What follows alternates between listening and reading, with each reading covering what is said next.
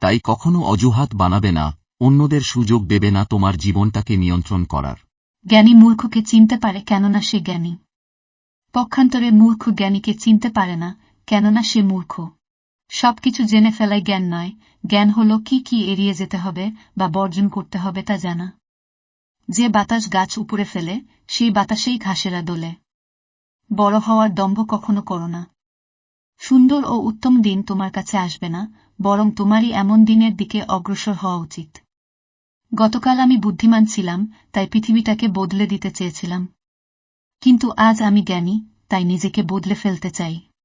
জ্ঞানী সে নয় যে ইটের জবাব পাথর দিয়ে দেয়, জ্ঞানী সে যে নিক্ষিপ্ত ইট দিয়ে ঘর তৈরি করে।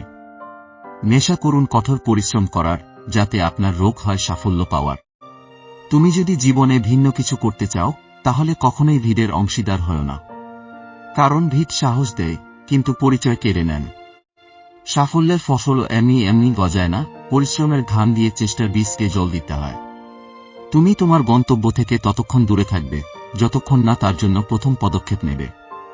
বৃষ্টির ফোঁটা ছোট, কিন্তু তাদের অবিরাম বৃষ্টি নদীর বড় বড় স্রোত হয়ে যায়, তেমনি আমাদের ক্ষুদ্র প্রচেষ্টাও জীবনে বড় পরিবর্তন আনতে পারে। বৃষ্টির ফোঁটা ছোট, কিন্তু তাদের অবিরাম বৃষ্টি নদীর বড় বড় স্রোত হয়ে যায়, তেমনি আমাদের ক্ষুদ্র প্রচেষ্টাও জীবনে বড় পরিবর্তন আনতে পারে। সাহস হারাইও না বন্ধু, কারণ এখনো অনেক পথ বাকি। যারা বলেছে এটা তোমার দ্বারা হবে না, তাদেরও কিছু করে দেখাতে হবে।